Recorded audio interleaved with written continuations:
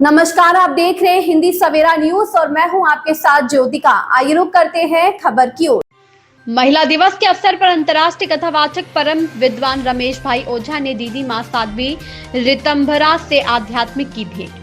वात्सल्य ग्राम वृंदावन में महिला दिवस के अवसर पर अंतर्राष्ट्रीय कथावाचक परम विद्वान रमेश भाई ओझा ने दीदी मां साध्वी ऋतंभरा से आध्यात्मिक भेंट की। उन्होंने वात्सल्य ग्राम आकर दीदी मां से भेंट कर आध्यात्मिक चर्चा की। इस अवसर पर साध्वी ऋतंभरा ने शॉल श्रीफल से ओझा का सम्मान किया। ओझा ने वात्सल्य ग्राम के प्रत्येक प्रकल्प में जाकर वहां की गतिविधियों को जाना और समझा।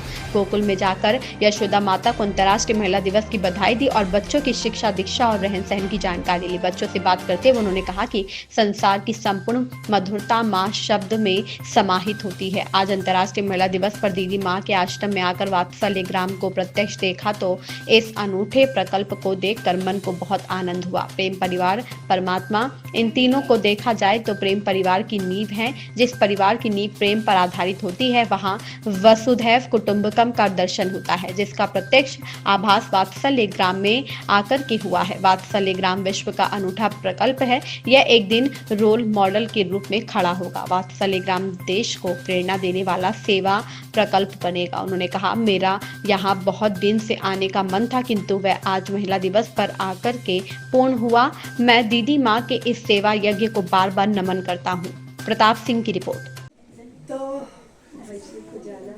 श्रद्धेय पावन चरण आपके वात्सल ग्राम में पड़े हैं और परम पूज्य दीदी माँ जी के पावन सानिध्य में ये वात्सल्य की रचना हुई है।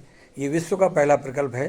जिस तरह की यहाँ संरचना है, आपके चरण पड़े, वात्सल्य धन्य हुआ। आपकी पावन वाणी से कुछ अगर इसके बारे में दो शब्द हो जाए तो हम कृतार्थ हो जाएंगे। परमात्मा जो दिव्य विभूतियाँ हैं उनके सानिध्य में और उनके मार्गदर्शन में ही संभव है। तो अपने आप में वात्सल्य ग्राम का यह विश्व का अनूठा प्रकल्प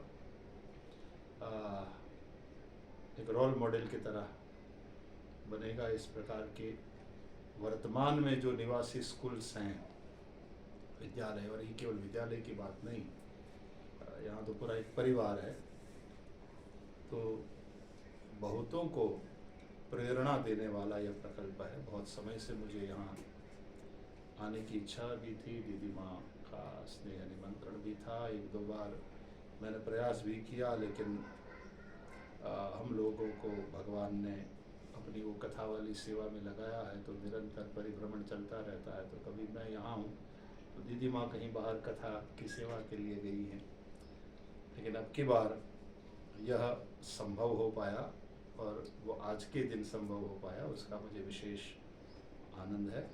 और इस यज्ञ को प्रणाम करता हूँ, दीदी माँ की तपस्या को प्रणाम करता हूँ और आप सभी बच्चों को और परिवारजनों को प्यार करता हूँ। बहुत ही अच्छे इंसान और श्रेष्ठ नागरिक बन करके समाज को, राष्ट्र को और विश्व की पूरी मानवता को कुछ प्रदान करने वाले आप बनेंगे। पेड़ों को थोड़ी कहना पड़ता है फल दो, है ना? पौधों को थोड़ी कहना पड़ता है गुलाब का पौधा है तो गुलाब दो, तो देना उसका स्वभाव है और उसी में उसकी सार्थकता है। तो उस प्रकार से हम जब रहेंगे तो सिया ने जैसी कविता सुनाई सुंदर, उस प्रकार से हम ये याद रखें। इस खबर में बस इतना ही। बने रहिए हिंदी सवेरा न्यूज के साथ।